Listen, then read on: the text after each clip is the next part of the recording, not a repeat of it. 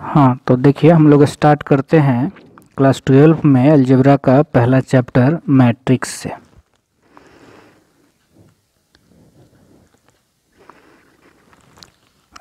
Matrix का ही plural होता है मैट्रिसेस। तो मैट्रिक्स को समझने से पहले हम लोग कुछ इम्पोर्टेंट पॉइंट्स को समझते हैं। जैसे पहला पॉइंट्स है कि horizontal lines are called rows. Horizontal lines को रोज कहा जाता है। हॉरिजॉन्टल लाइंस कहने का सेंस है कि इस तरह की अगर लाइंस होंगी तो इनको हम लोग रो कहते हैं। सेकंड पॉइंट हम लोग समझते हैं वर्टिकल लाइंस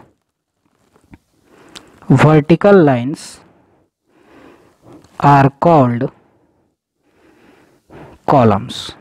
वर्टिकल लाइंस को कॉलम कहा जाता है। वर्टिकल लाइंस मीन्स इस तरह के लाइंस, इनको हम लोग क्या कहेंगे? कॉलम्स कहेंगे। और चूंकि रो जो है वो आर लेटर से स्टार्ट हो रहा है तो रो को डिनोट करने के लिए कैपिटल आर का यूज़ किया जाता है। जैसे इन तीन लाइंस में हम लोगों को बताना है तो ये जो ऊपर वाली सबसे लाइन से इसको हम कहेंगे फर्स्ट रो, यानी कि R1 से उसको डिनोट करेंगे। बीच वाली लाइन में इसको हम लोग कहेंगे R2 और इस लाइंस को हम लोग कहेंगे R3। सिमिलरली कॉलम्स को बताने के लिए हमेशा लेफ्ट हैंड से राइट हैंड की तरफ हम लोग जाएंगे। पहले वाले लाइन को डिनोट किया जाएगा C1 से, यानी पहली कॉलम है ये। दूसरे वाले लाइन को C2 से और तीसरी वाली लाइन को C3 से। तो मैट्रिक्स को समझने के लिए पहले हम लोग दो बेसिक चीज़ें सीखें। क्या क्या? पहला ये है हमारा कि हॉरिजॉन्टल लाइंस को रो कहा जाता है और वर्टिकल लाइंस को कॉलम कहा जाता है। अब हम अक्सर स्टूडेंट्स का क्वेश्चन होता है कि सर मैट्रिक्स क्या होता है और मैट्रिक्स हम लोग क्यों पढ़ते हैं? तो हम लोग थोड़ा ये सीखते हैं। मैट्रिक्स से देखिए फ़ायदा ये है, मैट्रिक्स क्या है? तो मैट्रिक्स डाटा को अरेंज करने का एक तरीका है। मैट्रिक्स एक रेक्टेंगुलर अरेंजमेंट है जिनमें हम लोग डाटाज को अरेंज करते हैं। अब जैसे आप ये समझ सकते हैं कि जैसे मान लीजिए इसका यूज स्टॉक मार्केट्स में, शेयर मार्केट्स में, या फिर कभी मान लीजिए कुछ स्टूडेंट्स, जैसे हम लोग ले लिए पहला स्टूडेंट S1, S2, S3, इस तरह से बहुत सारे स्टूडेंट हैं और इन सारे स्टूडेंट्स के फिजिक्स, केमिस्ट्री और मैथमेटिक्स के मार्क्स को आपको अरेंज करना है, लिखना है। तो आप इस तरह से भी अरेंज करके इसको लिख सकते हैं। तो यही जो हम मार्क्स का अरेंजमेंट करेंगे, जैसे पहला स्टूडेंट S1 का फिजिक्स का मार्क्स, केमिस्ट्री का मार्क्स और उनका मैथमेटिक्स का मार्क्स यहाँ लिख दें। S2 के करस्पॉन्डिंग मार्क्स को हम लोग यहाँ लिखें, S3 के करस्पॉन्डिंग मार्क्स को यहाँ लिखें, सिमिलरली SN के मार्क्स को हम लोग यहाँ लिखें। तो ये जो अरेंजमेंट होगा हमारा, इसी अरेंजमेंट को मैट्रिक्स कहा जाता है। तो मैट्रिक्स का जो डिफिनीशन हमारा होगा कि मैट्रिक्स क्या होगा, तो मैट्रिक्स होगा ए rectangular arrangement of mn numbers, rectangular arrangement of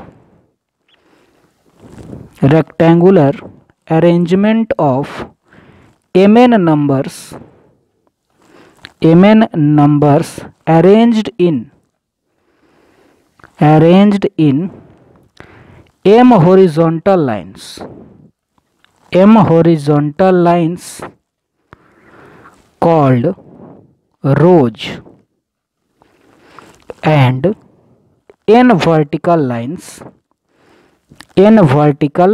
lines called columns is called a matrix of order m by n। हाँ, इसको लिखते क्रॉस की तरह जरूर हैं, लेकिन हम लोग इसको पढ़ते क्या है यहाँ पर? बाई।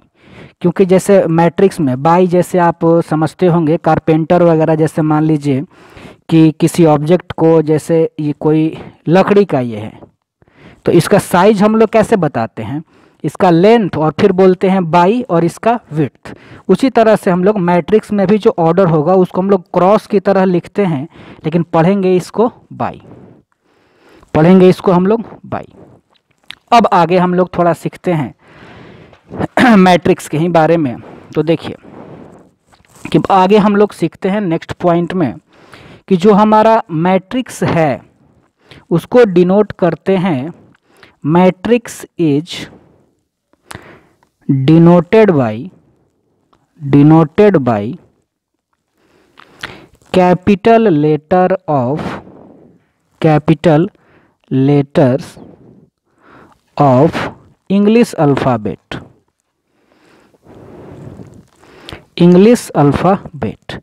मैट्रिक्स को डिनोट करने के लिए इंग्लिश अल्फ़ाबेट के कैपिटल लेटर का यूज़ किया जाता है। लाइक मैट्रिक्स को अगर आपको नाम देना है तो आप अल्फ़ाबेट्स का यूज कर सकते हैं, यानी इस तरह से X Y Z। अब हम लोग इसमें आगे देखते हैं कि जो भी ऑब्जेक्ट, जैसा कि अभी हम लोग सीखें पहले कि मैट्रिक्स क्या है, तो मैट्रिक्स है ऑब्जेक्ट्स का अरेंजमेंट, एक तरह का अरेंजमेंट। तो जिन ऑब्जेक्ट्स को आप अरेंज करेंगे, उन ऑब्जेक्ट्स को मैट्रिक्स का एलिमेंट या मैट्रिक्स का इंट्रीज या मैट्रिक्स का एलिमेंट कहा जाएगा। एलिमेंट्स, इंट्रीज या ऑब्जेक्ट कहा जाता है। और इंट्रीज जो होगा कि entries of a matrix are written in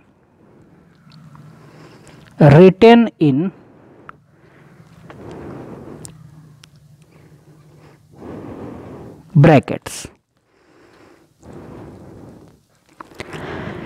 यानी हम लोग क्या सीखे कि मैट्रिक्स के एलिमेंट को इन दो तरह के, एग्जैक्टली तीन तरह का ब्रैकेट्स होता है। एक तो आप मैट्रिक्स में जिन ऑब्जेक्ट्स को अरेंज कर रहे हैं उनको इस तरह के ब्रैकेट्स में लिख सकते हैं, या दूसरा है इस तरह के ब्रैकेट का, स्मॉल ब्रैकेट का आप यूज़ कर सकते हैं, या आप दोनों तरफ दो स्ट्रेट लाइंस का भी यूज कर सकते हैं। इन तीनों में से किसी भी ब्रैकेट्स को आप यूज़ कर सकते हैं, मैट्रिक्स के एलिमेंट्स को आप इनमें अरेंज कर सकते हैं। लेकिन ये जो आपका है ये थोड़ा कम हम लोगों को मिलता है देखने के लिए, इसलिए हम आपको यहाँ पर ये नहीं बताएं। तो आप याद रखेंगे कि मैट्रिक्स के एलिमेंट को इन ब्रैकेट्स के अंदर लिखा जाता है। ठीक है। अब जैसे मान लीजिए कि हम लोग एक एग्जाम्पल लेते हैं। अभी तक हम लोग क्या क्या सीखे? अभी तक हम लोग ये सीखे कि मैट्रिक्स से पहले कि हॉरिजॉन्टल लाइंस को रो कहा जाता है, वर्टिकल लाइंस को कॉलम कहा जाता है। फिर हम लोग सीखे कि मैट्रिक्स होता क्या है। तो मैट्रिक्स क्या होता है कि बहुत सारे ऑब्जेक्ट्स को अगर आप किसी रेक्टेंगुलर अरेंजमेंट के फॉर्म में लिखते हैं तो वो अरेंजमेंट ही मैट्रिक्स कहलाएगा। फिर हम लोग आगे क्या देखें कि मैट्रिक्स को डिनोट किया जाएगा इंग्लिश अल्फ़ाबेट के कैपिटल लेटर से, और जिन ऑब्जेक्ट्स को आप मैट्रिक्स के अंदर अरेंज करते हैं उनको मैट्रिक्स का एलिमेंट या इंट्रीज कहा जाता है, और उनको लिखा जाता है इस तरह के ब्रैकेट्स में। तो अब हम लोग एक एग्जांपल लेते हैं। जैसे आप देखिए कि ए और कुछ लेटर्स को हम इस तरह से अरेंज करते हैं, जैसे 1 2 3, और यहाँ हम ले लेते हैं 4 5 6। हाँ, बीच में कॉमा नहीं दिया जाता है, इस बात का आप ध्यान रखेंगे। तो 6 डिजिट्स को 1 से लेकर के 6 तक हम इस ब्रैकेट में रख दिए और उसको नाम दे दिए कैपिटल ए। तो ये जो इन सारे डिजिट्स को अरेंज करने का तरीका हुआ हमारा इस ब्रैकेट के अंदर, इसको हम लोग मैट्रिक्स कहेंगे, और इसको हम नाम क्या दिए हुए हैं? ए। अब हर मैट्रिक्स का अपना एक ऑर्डर होता है। तो ऑर्डर कैसे देखा जाता है? तो उसके लिए आपको देखना होगा कि मैट्रिक्स में नंबर ऑफ रोज कितने हैं और मैट्रिक्स में नंबर ऑफ कॉलम्स कितने हैं। और अभी थोड़ा देर पहले हम लोग पढ़े हैं कि हॉरिजॉन्टल लाइंस को रो कहा जाएगा और वर्टिकल लाइंस को कॉलम कहा जाएगा। तो अगर ये हमारा मैट्रिक्स है तो इसमें हॉरिजॉन्टल लाइन कितना बन पा रहा है इस अरेंजमेंट में, ये हम लोग देखते हैं। तो आप देखेंगे अभी हम बताए थे कि ऊपर से नीचे की तरफ हॉरिजॉन्टल लाइंस को हम लोग काउंट करेंगे। ऐसा एक रूल बना दिया गया कि हम लोग हमेशा ऊपर से काउंटिंग करते हुए नीचे की तरफ आएंगे। तो देखिए, तो ये जो हमारा सबसे ऊपर का लाइन है, ये है हमारा पहला हॉरिजॉन्टल लाइन, यानी इसको हम नाम क्या देंगे, R1। ये है हमारा दूसरा हॉरिजॉन्टल लाइन, तो ये क्या हो जाएगा हमारा R2। फिर हम लोग सीखे थे कि वर्टिकल लाइंस को कॉलम कहा जाएगा। तो वर्टिकल लाइंस जैसे ये है पहला वर्टिकल लाइन, ये है दूसरा वर्टिकल लाइन, ये है तीसरा वर्टिकल लाइन। तो ये जो हमारा वर्टिकल लाइन है, हम लोग हमेशा लेफ्ट हैंड से राइट हैंड की तरफ काउंट करते हुए जाएंगे कॉलम्स को। तो ये है पहला कॉलम हम लोगों का C1, ये है दूसरा कॉलम C2 और ये है तीसरा कॉलम C3। हाँ, तो अब ये एक देखने में पूरा अरेंजमेंट आपको एक रेक्टेंगल की तरह लग रहा होगा, और ये रेक्टेंगुलर अरेंजमेंट है, इसलिए ये मैट्रिक्स है। अब अगर कोई ये कहेगा कि जैसे सर इन्हीं डिजिट्स को अगर मैं ऐसे अरेंज करूं 4 और यहाँ 5 और 6 और इनको ब्रैकेट्स में मैं रखूं, तो क्या ये मैट्रिक्स नहीं है?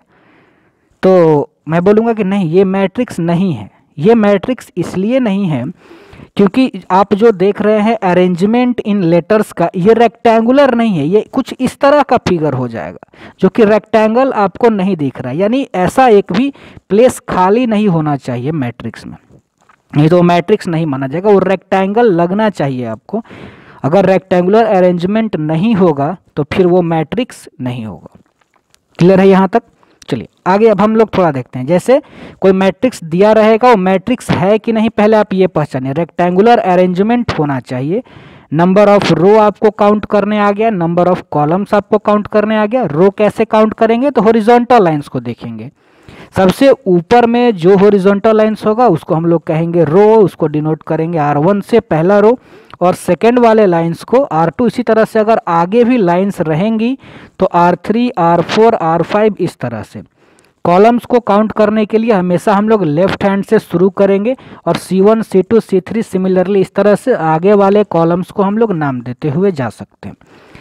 ठीक है, अब हम लोग थोड़ा सा देखते हैं कि एक मैट्रिक्स को लिखने का एक शॉर्टकट भी होता है। थोड़ा उसको शॉर्ट में लिखा जाता है। वो कैसे लिखा जाता है? जैसे मान लीजिए कि कहीं अगर लिखा हुआ है A इक्वल टू AIJ और यहाँ लिखा हुआ है 3/4 BA मैट्रिक्स, तो इसका मतलब है कि ये एक मैट्रिक्स है, BA मैट्रिक्स ऑफ ऑर्डर 3/4।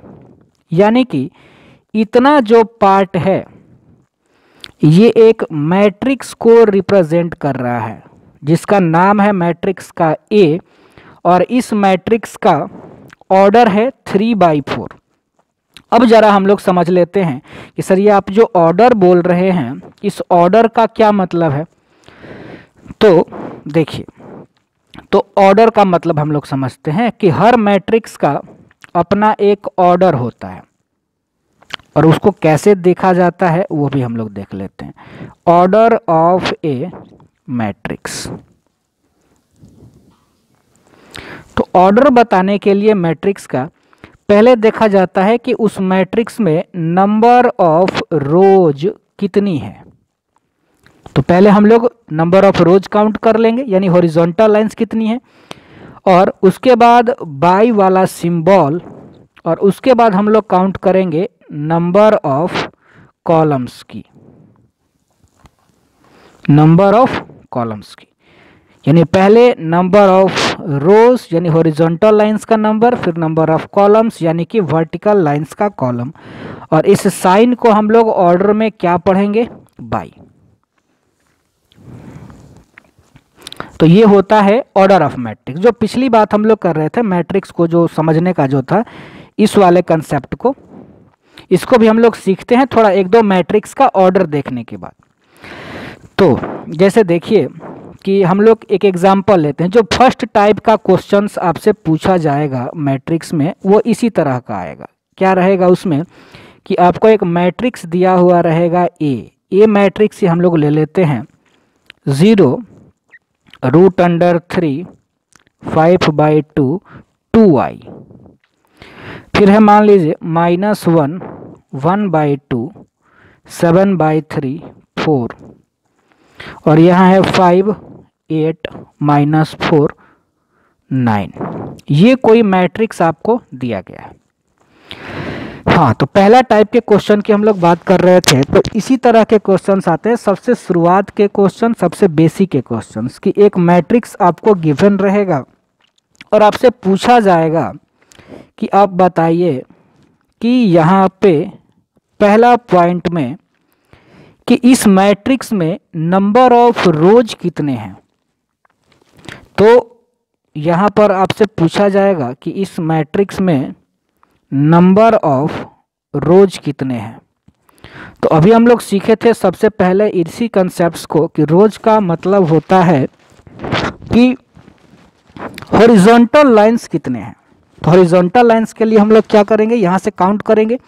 तो ये हमारा पहला हॉरिजॉन्टल लाइन है R1, ये हमारा दूसरा हॉरिजॉन्टल लाइन है R2, ये हमारा तीसरा हॉरिजॉन्टल लाइन है R3। तो अगर हमसे रोज पूछेगा तो हम हॉरिजॉन्टल लाइंस काउंट कर सकते हैं और यहाँ बता सकते हैं कि हॉरिजॉन्टल लाइंस का नंबर इस मैट्रिक्स में 3 है।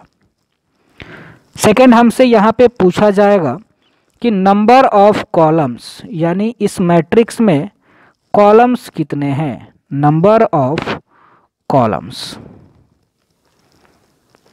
तो कॉलम्स के लिए भी हम लोग वर्टिकल लाइंस काउंट करते हैं, ये हम लोग पहले सीख चुके हैं।